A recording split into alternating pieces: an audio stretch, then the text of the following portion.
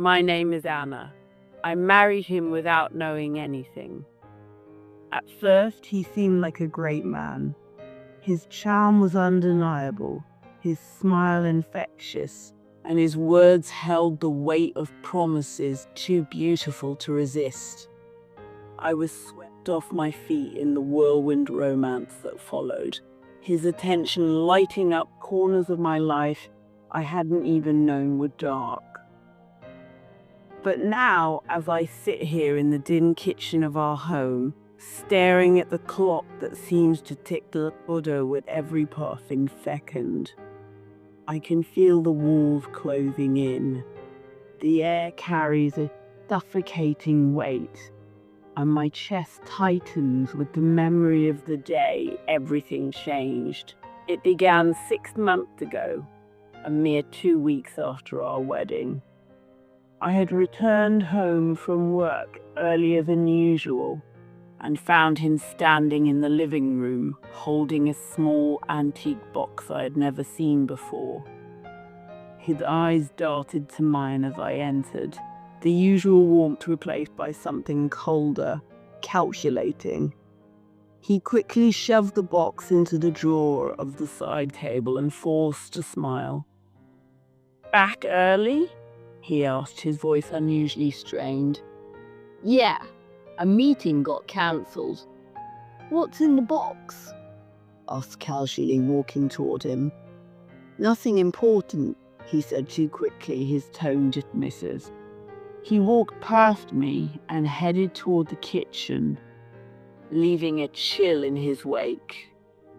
That night, I couldn't shake the feeling that something was off. I waited until he was asleep, then tiptoed to the living room. The drawer was locked. That was strange. I didn't even know we had locks on those drawers.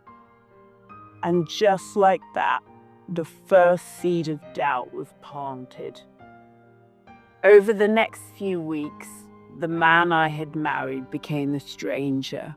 He was secretive, his phone constantly clutched in his hand.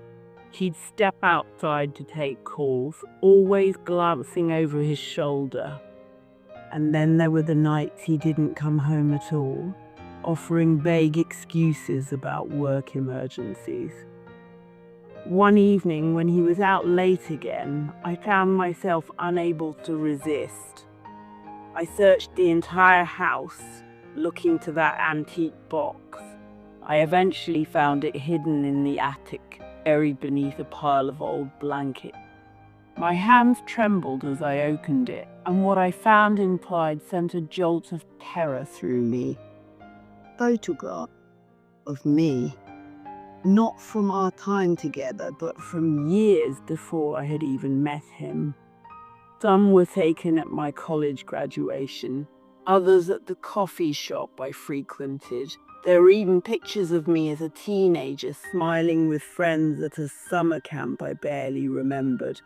Each photo had a date scrawled on the back, along with a short cryptic note like "first encounter" and "target acquired." My breath came in shallow gasps as I stumbled back, the box slipping from my hands. The photographs scattered across the attic floor, and that's when I noticed the final item in the box, a small leather-bound notebook. I picked it up and flipped through the pages.